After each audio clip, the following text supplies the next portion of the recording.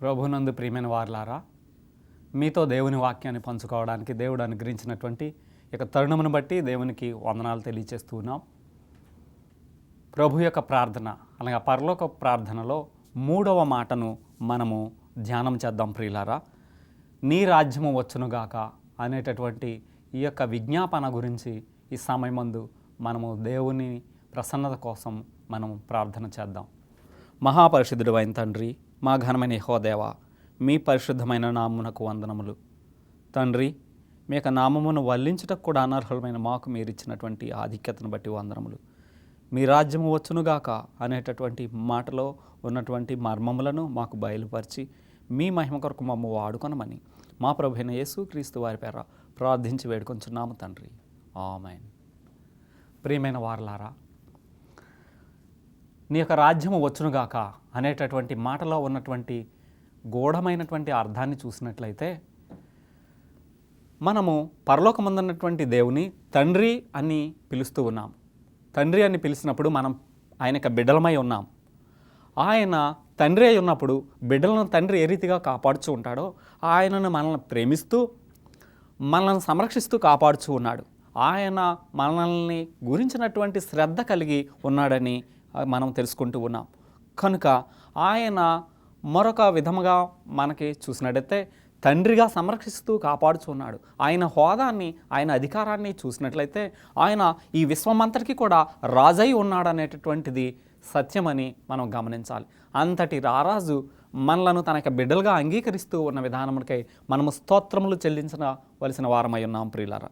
అలాగే యేసుక్రీస్తు ప్రభు యొక్క శిష్యులకు ఈ ప్రార్థన నేర్పడంలో ముఖ్య ఉద్దేశము ఏమని మనము గ్రహించవలసినది ఉన్నదంటే, వారు ఆయన యొక్క రాజ్యం గురించి ఎదురు చూసి ఉన్నారు. ఆయన యొక్క రాజ్య స్థాపన వారు ప్రార్థించినటువంటి కాలంలో రాదని వారికి బోధించబడి ఉన్నది. ఆ యొక్క ప్రార్థనలో నీ రాజ్యము వచ్చునుగాక అని ప్రార్థనలో వారి సమయమందు కాక దేవుడు ఏర్పాటు చేసినటువంటి ఆ యొక్క సమయంలో, ఆ యొక్క గడియలో ఆయన యొక్క రాకడ వస్తుందని వారికి బోధించబడి ఉన్నది. కానీ ఆ యొక్క రాకడ సత్యము, అది ఖచ్చితంగా వస్తుందని వారికి వాగ్దానం చేయబడినటువంటి విధానాన్ని మనం చూస్తూ ఉన్నాం ప్రియులారా. ఈ యొక్క ప్రార్థనలో ఇప్పుడే ఈ రాజ్య స్థాపన ప్రారంభము కాలేదని చెప్పబడుచు ఉన్నది. ఆయన యొక్క రాజ్య స్థాపన ఇప్పుడు ప్రారంభము కాలేదని, అది భవిష్యత్తులో రాబోయేటటువంటి సంభవమని, ఆ యొక్క సంభవాన్ని ప్రతి ఒక్కరూ చూస్తారని వారికి బోధించబడినటువంటి విధానాన్ని మనం చూస్తూ ఉన్నాం ప్రియులారా. అలాగే ఆ యొక్క నిశ్చయమైనటువంటి ఆ యొక్క రాకడ గురించినటువంటి వాగ్దానము, వర్తమానము గురించి మనము ప్రార్థన చేయవలసిన వారమై ఉన్నామని మనకి కూడా బోధిస్తూ ఉన్నారు. ఆనాడు శిష్యులకు బోధించి ఉన్నారు. ఈనాడు మనము కూడా అదే రీతిగా ప్రార్థన చేయవలసిన వారమై ఉన్నాం ప్రియులారా. కనుక ఆయన రాకడ మనం ఊహించినటువంటి సమయంలో కాక, మనము ఊహించినటువంటి సమయంలో, మనం అనుకున్నటువంటి గడియలో ఆయన రాకడ వస్తుందనేటటువంటిది వాగ్దానము మనకి దేవుడిస్తూ ఉన్నాడు. మనము సిద్ధంగా ఉండమని సెలవిస్తూ ఉన్నాడని మనం గమనించవలసిన వారమై ఉన్నాం ప్రియులారా. ఆయన యొక్క రాజ్యము ఇప్పుడు స్థాపించినటువంటి ఆయన యొక్క రాజ్యం ఏమై ఉన్నది అంటే, ఆయన యొక్క కృపారాజ్యములో పరిపాలనలో ఇప్పుడు మనం ఉన్నాం. ఈ కృపా పరిపాలన జరుగుతూ ఉన్నది. ఈ కృపారాజ్య పరిపాలనలో నీతిమంతుడు నీతిమంతుడుగాను, అవినీతిమంతుడు అనీతిమంతుడుగాను ఉన్నటువంటి వీరిని వారు మారేటటువంటి అవకాశం ఇస్తూ ఉన్నాడు. నీతిమంతుడు అనీతిమంతుడుగానైనా మారిపోతాడేమో, లేదంటే అనీతిమంతుడు నీతిమంతుడుగానైనా మారవచ్చు. ఏమైనప్పటికీ అందరూ కూడా నీతిమంతులుగా తీర్చిదిద్దబడాలని దేవుడు ఆకాంక్షిస్తూ ఈ కృపకాలమును, ఈ కృపారాజ్యాన్ని ఇప్పుడు భూమి మీద స్థాపించి ఉన్నాడు ప్రియులారా. ఈ కృపారాజ్యం అంతమైన తర్వాత దేవుని యొక్క రాజ్యము అది సంభవిస్తుందని మనము గుర్తు తెచ్చుకోవలసిన వారమై ఉన్నాం ప్రియులారా. కనుక ఆయన యొక్క కృపారాజ్యాన్ని స్థాపించి ఉన్నటువంటి ఈ యొక్క సమయమందు పాపమునకు వ్యతిరేకముగా మనము నడవలసిన వారమై ఉన్నాం. సాతానుడు దేవునికి వ్యతిరేకంగా పాపము చేయించి ఈ యొక్క లోకమంతటినీ కూడా వాడు ఆక్రమించుకొని పాపముతో మరి పరిపాలన సాగిస్తూ అనేకులను నాశనం చేస్తూ తన వైపు తిప్పుకొని పాపులుగా వారిని తన వైపు తిప్పుకొని నడిపిస్తూ ఉన్న విధానాన్ని మనం చూస్తూ ఉన్నాం. ఈ యొక్క ఎంత పాపి అయినా, ఎంత ఘోర పాపి అయినప్పటికీ కూడా దేవుడు చూపించేటటువంటి ఆ యొక్క ప్రేమ, సార్వభౌమాధిపతి అయినటువంటి ఆయన చూపించేటటువంటి అంతటి ప్రేమ ఇంకా ఈ విశ్వంలో కూడా ఎవరు చూపించలేనటువంటి ఆ యొక్క ప్రేమను చూపిస్తూ ఉన్నాడు. ఎంత పాప అయినా ఆ ప్రేమను గుర్తించి రాకపోయినట్లయితే ఆయన సన్నిధానానికి ఆ యొక్క మనుషుడు తప్పిపోతాడు ప్రియులారా, ఆయన రాజ్యాన్ని పోగొట్టుకుంటాడు. కనుక మనము సిద్ధపాటు పడి ఆ రాజ్యం కోసం ఎదురు చూడవలసిన వారమై ఉన్నాం. ఆ రాజ్యము రాకడ కొరకు ఆకాంక్షించేటటువంటి వారముగా మనం ఉన్నాం ప్రియులారా. మనము ఆ రాజ్య రాకడ కోసం మనం ఎదురు చూసే వారముగా మనం ఉండకపోయినట్లయితే ఏ సమయంలో ఆయన రాకడొస్తుందో, ఏ సమయంలో మనము మన ప్రాణాలను వదిలిపెట్టవలసి వస్తుందో, మన సమయము ఎప్పుడు ఈ యొక్క భూమి మీద ముగిసిపోతుందో మనకు తెలియదు. కనుక ప్రియులారా, మనము సమయము ఉండగానే ఆయన సన్నిధానానికి వచ్చి పరిశుద్ధులుగా తీర్చిదిద్దబడడానికి, పరిశుద్ధులుగా జీవించబడడానికి మన యొక్క జీవితాలను సరిచేసుకోవాలి, ప్రభువుకి అర్పించవలసిన వారమై ఉన్నాం ప్రియులారా. పూర్తి రాజ్య స్థాపన ఆయన రెండవ రాకడ సమయంలో ఆయన యొక్క రాజ్య స్థాపన జరుగుతున్నదని అక్కడ మనకి వాగ్దానం చేస్తూ ఉన్నాడు ప్రియులారా.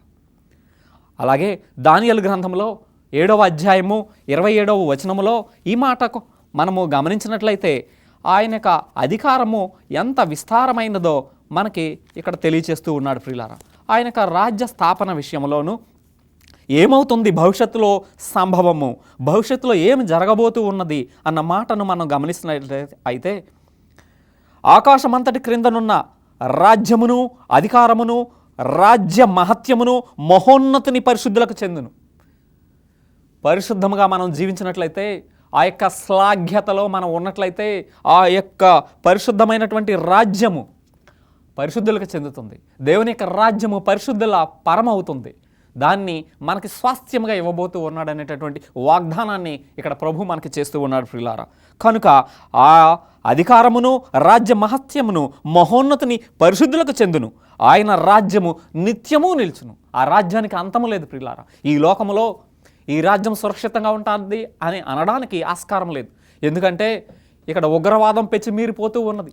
సురక్షితంగా జీవించాలి అని అనుకునేంటే మనం భ్రమపడినట్లే ప్రియులారా. ఎందుకంటే ఆ యొక్క ఉగ్రవాదుల చేతుల్లో అనేకమైన మారణాయుధాలు ఉన్నాయి, అనేకమైనటువంటి అణు విస్ఫోటనం కలిగినటువంటి బాంబులు ఉన్నాయి. వీటన్నింటిలో కూడా చూస్తే మరి భూమి మీద మానవుడు జీవించేటటువంటి ఆస్కారము లేనట్టు విధంగా మారణాయుధాలను తయారు చేసుకుని మానవుడు సిద్ధంగా ఉన్నాడు. ఏ క్షణంలో వారి చేతుల్లో పడుతున్నాయో, ఏ క్షణంలో ఈ యొక్క వినాశనం వస్తుందో, ఈ భూమికి విపత్తు వస్తుందో మనకైతే తెలియదు ప్రియులారా. కానీ అంతం అనేటటువంటిది ఏ రీతిగా వస్తుందో అలాగనంటే ఈ యొక్క మనుషులు అందరూ కూడా అందరికీ సువార్త అందించబడిన తర్వాత అంతం వస్తుందని లేఖనాలు చెప్తూ ఉన్నాయి. దాని నిమిత్తం మనం ప్రార్థన చేయవలసిన వారమై ఉన్నాం. యేసుక్రీస్తు ప్రభు యొక్క రాకడ సమయానికి 3 వంతుల జనాభా నాశనమవుతారని వాక్యంలో మనం చూస్తూ ఉన్నాం. కనుక ప్రియులారా, అందరూ కూడా ఆయన తట్టు తిరగవలసిన వారై ఉన్నారు. ఈ సమయము సమాప్తమైపోయేటటువంటి తరుణంలో, ఈ కృపా సమయము ముగించేటటువంటి తరుణంలో మనము మన యొక్క గమ్యం ఎటో, మనం ఎక్కడికి చేరవలసి ఉన్నదో ఆ గమ్యస్థానానికి మనం ఎన్నిక చేసుకొనవలసిన వారమై ఉన్నాం. మనం ఎన్నిక చేసుకొనకపోయినట్లయితే మనము తప్పిపోతాం ప్రియులారా. మనము తప్పిపోయినట్లయితే మన గతి ఏమవుతుంది, మన యొక్క ప్రాణం ఏమవుతుంది అనేటటువంటి విషయాన్ని ఆలోచన చేసినట్లయితే ఇంకా దానికి రెండవ అవకాశం లేదు. There is no alternative for that. కనుక ప్రియులారా, నాకు ఒక మార్గం ఉన్నదిలే, నేను దాని ప్రకారం నేను వెళ్తానులే అని అనడానికి ఆస్కారం ఇక్కడ కనిపించడం లేదు. కాబట్టి మనం ఆయన యొక్క రాజ్యం కోసం ఎదురు చూడవలసిన వారమై ఉన్నాము, సరిదిద్దుకోవలసిన వారమై ఉన్నాం. మన తప్పులను సరిదిద్దుకుని నీతిమంతులుగా తీర్చిదిద్దబడడానికి ఆయన యొక్క ఆజ్ఞల ప్రకారం మనం జీవించవలసిన వారమై ఉన్నామని లేఖనాలలో మనకు తెలియజేయబడుచు ఉన్నది. అధికారులందరూ దానికి దాసులు అవుతారు.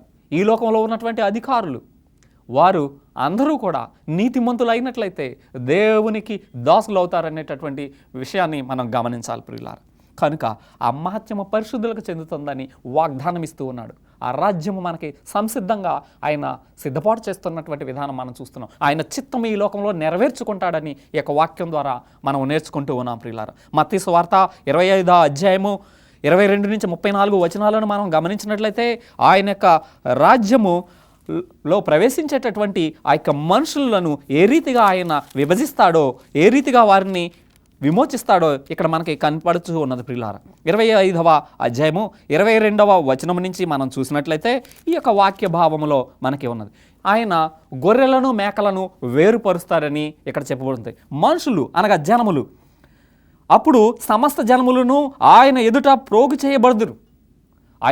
ఆయనకు సన్నిధానానికి ప్రోగు చేయబడిన తర్వాత గొల్లవాడు మేకల్లో నుండి గొర్రెలను ఏ రీతిగానైతే వాటిని విభజిస్తాడో అలాగా గొర్రెలను మేకలను వేరుపరుస్తాడని చెబుతూ ఉన్నాడు. కుడివైపున ఉన్న వారితో కుడివైపున గొర్రెలను ఎడంవైపున మేకలను పెడతాడు.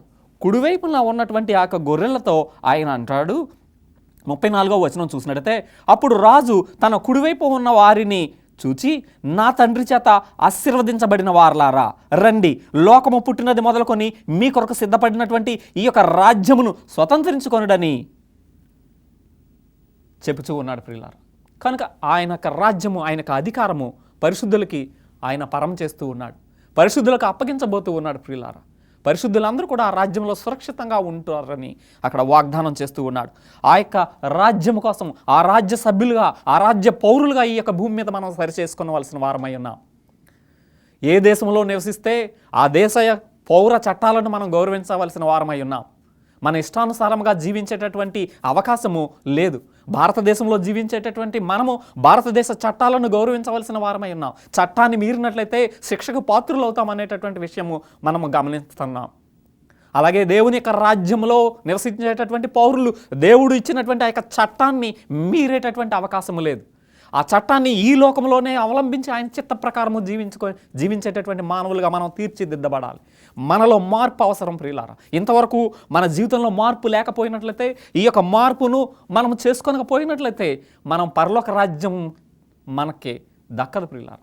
ఆ రాజ్యం కనుక దక్కకపోయినట్లయితే మరణము, పాపాన్ని భూలోకంలో అంతం చేసేటటువంటి రోజున ఆత్మ దేహము రెండూ కూడా నశింపబోయే అవకాశము ఉంటుంది ప్రతి ఒక్కరికి. కనుక మన నిర్ణయం ఏ వైపు ఉన్నది? దేవుని యొక్క రాజ్యంలో సురక్షితంగా ఉండాలని కోరుకుంటూ ఉన్నావా? లేదంటే ఆత్మ దేహము రెండూ కూడా పాపంని వినాశనం చేయడానికి దేవుడు ఏర్పాటు చేసినటువంటి ఆ యొక్క అగ్నిగుండములో ఉండి కాలి బూడిదై ఇక లేకుండా పోవాలని అనుకుంటూ ఉన్నావా? నిర్ణయము మనం తీసుకొనవలసిన వారమై ఉన్నాం ప్రియులారా. కనుక దేవుడు మహా గొప్ప అవకాశాన్ని మనకిస్తూ ఉన్నాడు. ఈ అవకాశాన్ని జార విడుచుకున్నట్లయితే తిరిగి మరలా సంపాదించుకునేటటువంటి అవకాశము ఇక జీవితంలోనే కాదు, ఇక ఊహకు కూడా అందనటువంటి విషయమని మనం గమనించాలి ప్రియులారా. యేసుక్రీస్తు ప్రభు గొప్ప శక్తితో ఆయన పరిపాలన చేస్తాడని మనకి కనబడుచూ ఉన్నది. ఆయన యొక్క పాలనలో అందరూ సురక్షితంగా ఉంటారు. ఆ యొక్క పాలనలో సురక్షితమైనటువంటివి మనకి దొరుకుతావని మనం గమనిస్తున్నాం. ఇక యెహోవా ఇమ్మానుయేలు ఈ యొక్క రాజు అయ్యుండి ఆయన ఈ యొక్క విశ్వమంతటిని పరిపాలన చేయబోతూ ఉన్నాడనేటటువంటి సత్యాన్ని మనం గమనిస్తూ ఉన్నాం ప్రియులారా. జకర్యా గ్రంథంలో 14వ అధ్యాయం 9వ వచనంలో చూసినట్లయితే మరొక విషయాన్ని మనకి విశదీకరించి రాస్తూ ఉన్నాడు ప్రియులారా. ఈ యొక్క జకర్యా గ్రంథంలో యెహోవా సర్వలోకమునకు రాజై ఉన్నాడని మాట్లాడుతూ ఉన్నాడు ప్రియులారా. యెహోవా రాజై ఉండి ఆయన యొక్క రాజ్య పరిపాలన గురించి మనతో మాట్లాడుతూ ఉన్నాడు. ఈ యొక్క 9వ వచనంలో ఆ దినమున యెహోవా ఒక్కడే అని మనకి తెలియజేయబడుతుందని మాట్లాడుతూ ఉన్నాడు. యెహోవా సర్వలోకమునకు రాజయ్యుండును, ఆయన సర్వలోకమునకు రాజయ్యుండును. ఆ దినమున యెహోవా ఒక్కడే అనియు ఆయనకు పేరు ఒక్కటే అని విశ్వమంతా తెలుసుకుంటారు. ఇక భూలోకంలో నివసించేటటువంటి నీతి మంతులకు తెలుస్తుంది ఈ యొక్క మాట. అనేక రకాలైనటువంటి మనుషులు ఉన్నారు, అనేక దేశాల ప్రజలు, అనేక భాషల మనుషులు, ఒకే భాష, ఒకే కుటుంబము, ఒకే చోట మనం నివసించబోతూ ఉన్నాం. కనుక మనకి రాజు ఒకడే అవుతాడు, దేవుడు ఒకడే అవ్వబోతూ ఉన్నాడు. ఆ మహా గడియల కోసం మనం ఎదురు చూసే వారమై ఉండాలి. మన జీవితాన్ని సరిచేసుకోనకపోయినట్లయితే ఆ రాజ్యంలో నివసించేటటువంటి పౌరులుగా ఈ లోకంలోనే జీవితాన్ని ప్రారంభించాలి ప్రియులారా.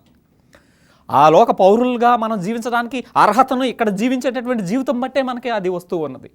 కనుక నేను అప్పటికప్పుడు నేను మనసు మార్చుకుంటాను, అప్పటికప్పుడు నేను మార్పు చెందుతాను అంటే సమయం ఏమవుతుందో నీకు నాకు మనకు తెలియదు పిల్లారా. కనుక సమయం ఉండగానే మనం సరిదిద్దుకోనవలసిన వారమై ఉన్నాం.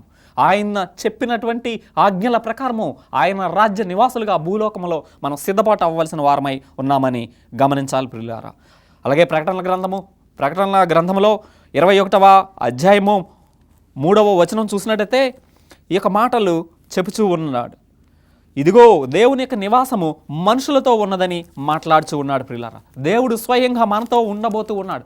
ముఖాముఖిగా చూసేటటువంటి అదృష్టాన్ని మనం కోల్పోయి ఉన్నాం.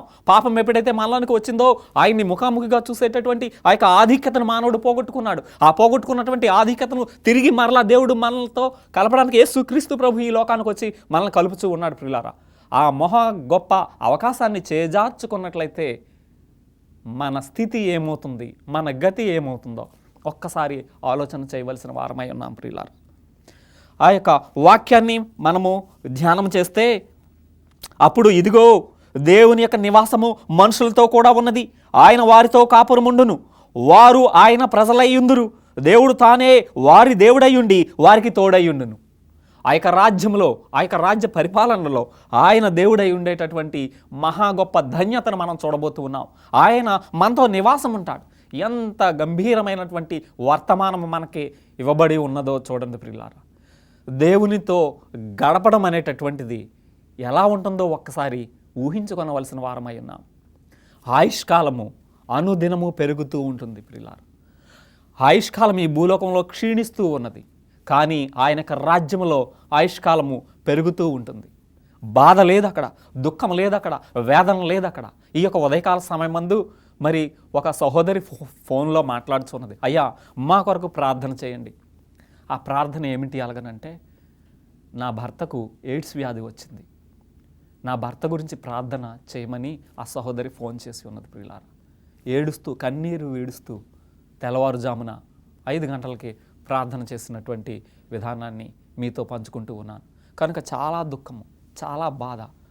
మనము ప్రియులారా ఇలాంటి పరిస్థితుల్లో మరణము ఎడబాపు మనకు తీసుకొని వస్తుంది.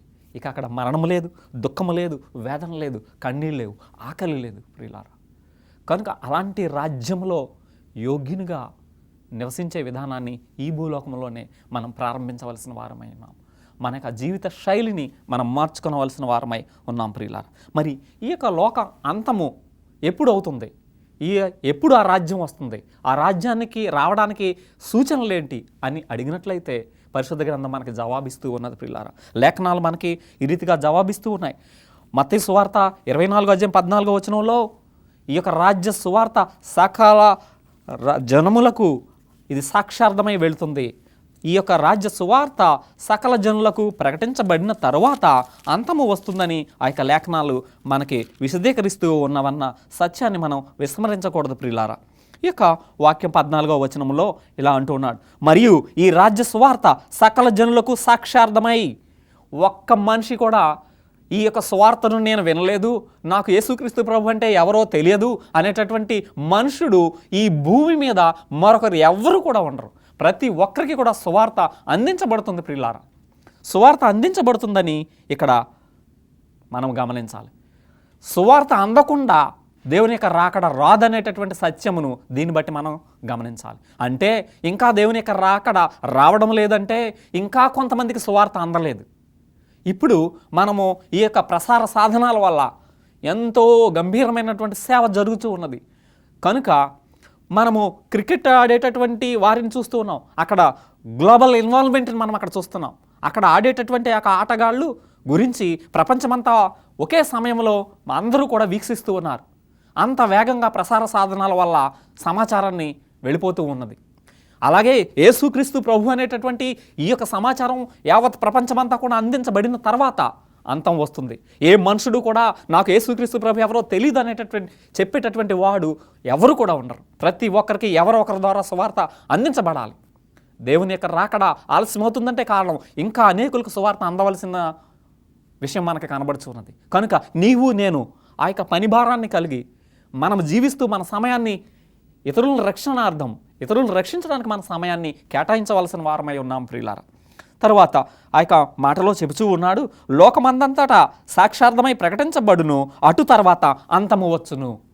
కనుక ఆ యొక్క అంచె గడియలలో మనం ఉన్నాం. ఎందుకంటే ఈనాడు మనం చూస్తే సువార్త విస్తారంగా వెదచల్లబడుతుంది. దేవుని యొక్క వాక్యాన్ని అనేక చోట్లకు, అనేక చోట్లకు మరి వెళుతూ ఉన్నదని చెప్పడానికి అనేక సాక్ష్యాలు కనబడుతూ ఉన్నాయి. సువార్త ముగింపు అయిపోతూ ఉన్నది.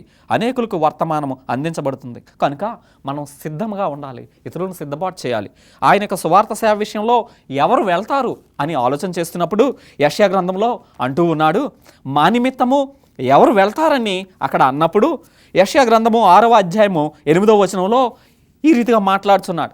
ఈ యొక్క దేవుని యొక్క వర్తమానాన్ని అందించడానికి ఎవరు వెళ్తారు అని అన్నప్పుడు అప్పుడు దేవుడు అంటూ ఉన్నాడు, నేను ఎవనిని పంపెదను, మా నిమిత్తము ఎవడు పోవునని ప్రభు సెలవీయగా వింటిని. అంతటా నేను చిత్తగించుము, నేను ఉన్నాను, నన్ను పంపుమనగా. ఆ మాట నీవు నేను మాట్లాడాలి ప్రియులారా. ఈ మాటను మనం మాట్లాడాలి. చిత్తగించుము ప్రభువా, నేనున్నాను, నన్ను పంపుము అనేటటువంటి త్యాగము, అనేటటువంటి అంకిత భావం మనకి కావాలి ప్రియులారా. మనమే మనం రక్షించబడితే చాలు అనుకుంటే సరిపోవడం లేదు.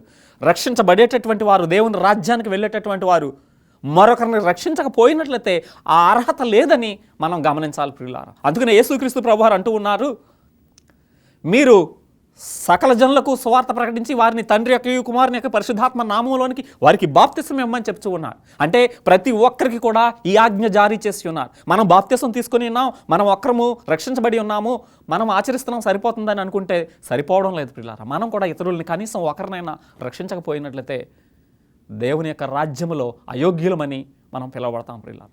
కనుక మనం ఇతరులను కూడా రక్షించవలసినటువంటి బాధ్యతను మనం స్వీకరించవలసిన వారమైన ప్రభువా నన్ను పంపుము, చిత్తగించుము, నేనున్నాను అనేటటువంటి మాట మన నుంచి రావాలి. అలాంటి డెడికేషన్ మనలో ఉన్నదని మనం గమనించాలి ప్రియులారా. అలాగే ఆయన రాజ్యం యేసుక్రీస్తు ప్రభువారు ఈ బాధ్యత అప్పగించినారు. ఆయన సువార్త సేవ ప్రారంభించినప్పుడు యేసుక్రీస్తు ప్రభువారు ఏం చేసి ఉన్నారు అలాగనంటే, ఆయన అనేక ప్రాంతములలో సంచరించుచు ఆయన సువార్తను ప్రకటించిన విధానాన్ని మనం చూస్తూ ఉన్నాం. ఇది మత్తయి సువార్త 4వ అధ్యాయం 17వ వచనంలో ఈ మాటలు చెప్పబడుతూ ఉన్నవి. అప్పటి నుండి యేసు పరలోక రాజ్యము సమీపించి ఉన్నది గనుక మారు మనసు పొందుడని చెప్పుచు ప్రకటించుచు ఆయన మొదలుపెట్టి ఉన్న విధానాన్ని మనం ఇక్కడ చూస్తూ ఉన్నాం. యేసుక్రీస్తు ప్రభువారు ఆ బాధ్యతను శిష్యులకు అప్పగించారు. శిష్యుల ద్వారా ఆయన భక్తులు, ఆ అపోస్తలులు అనేకులు ఈ సువార్త సేవను అందిస్తూ ఉన్నారు పిల్లారు. కనుక ఆఖరి గడియల్లో మనం ఉన్నాం కనుక ఈ యొక్క రాజ్య సువార్త వ్యాప్తి విషయంలో మనము పనిచేయచ్చు ఉండాలి. అపోస్తల కార్యాలు 20వ అధ్యాయము 24-25 వచనాలు చూసినట్లయితే, అయితే ఈ యొక్క కృపా సువార్తను గురించి సాక్ష్యం ఇచ్చటయందు నా పరుగు నేను తుదముట్టించిందని చెప్తున్నాను. నేను ప్రభు యేసు వలన పొందినటువంటి పరిచర్యను తుదముట్టించిందని పౌలు మాట్లాడుచు ఉన్నాడు ప్రియులారా. కనుక ఆఖరి గడియల్లో మనం ఉన్నాము కనుక మనము భక్తితో, స్వస్థ బుద్ధితో మనం జీవిస్తూ గడపాలని ఈ యొక్క మాటల్లో మనకి తెలియజేస్తూ ఉన్నాడు ప్రియులారా. దేవుని యొక్క రాకడ సమయంలో మనము ఆయన యొక్క రాజ్య వారసులుగా తీర్చిదిద్దబడాలి. అలాగనంటే మనము ఈ సువార్తను అందిస్తూ ఆయన రాజ్య వారసులుగా పాలిభాగస్థులము కావాల్సి ఉన్న విధానాన్ని మనం చూస్తూ ఉన్నాం. ఇక మాటలలో మనం గమనించినట్లయితే ఆయన 2వ తిమోతిలో అంటూ ఉన్నాడు, అందరి కొరకు విమోచన క్రయధనముగా ఆయన వెళ్ళి ఉన్నాడని ఇక్కడ చెప్పబడుతున్నది. కనుక ప్రియులారా, ఆ రాజ్యం త్వరితంగా రాబోతున్నది. నీవు నేను సిద్ధపడవలసిన వారమై ఉన్నాం. ప్రార్థన చేసుకొనవచ్చును ప్రియులారా. ప్రార్థన. సర్వ సృష్టికి ఆధారభూతుడవు మా ఘనమైన యెహోవా తండ్రి, మీ పరిశుద్ధమైన నామమునకు వందనములు దేవా. మమ్మల్ని రక్షించడానికి మీరు ఏర్పాటు చేసిన రక్షణ ప్రణాళికకై వందనములు. మీ యొక్క రక్షణను మేము తెలుసుకొని ప్రభు మీ రాజ్య వారసులుగా మేము సిద్ధపడడానికి కావాల్సిన సహాయత చేకూర్చండి. మీరిచ్చిన కృపా రాజ్యమునకే వందనములు. మేము ఇంకా ప్రాణముతో జీవిస్తూ ఈ భూలోకంలో ఉన్నామంటే మీ కృపా రాజ్యం స్థాపించబడి ఉన్నదని మేము గుర్తెరిగి ఈ కృపలో మా జీవితాలను మార్చుకొని మీకు దగ్గరగా జీవించలాగున మా జీవితంలో సరిచేయమని వేడుకొంచున్నాం. మీకు ఇష్టమైన జీవితం ఈ భూలోకం మీద జీవించడానికి ప్రతి ఒక్కరిని తీర్చిదిద్దండి ప్రభు. తద్వారా మీ రాజ్య వారసులుగా మీ పరలోక రాజ్యంలో జీవించేటటువంటి యోగ్యతను మీ కృపను బట్టి మాకు అనుగ్రహించమని, మమ్ములను మా కుటుంబాలను దీవించి మాలో ఒక్కరం కూడా తప్పిపోకుండా మీ పరలోక రాజ్యంలో చేర్చుకొనమని, మీరు రెండోసారి వచ్చినప్పుడు మీ రాజ్యంలో ఉండులాగున మమ్మల్ని తీర్చిదిద్దమని మా ప్రభువును లోకరక్షకుడు యేసుక్రీస్తు ప్రభు వారి దివ్య నామం బట్టి ప్రార్థించి వేడుకొంచున్నాం తండ్రి. ఆమేన్.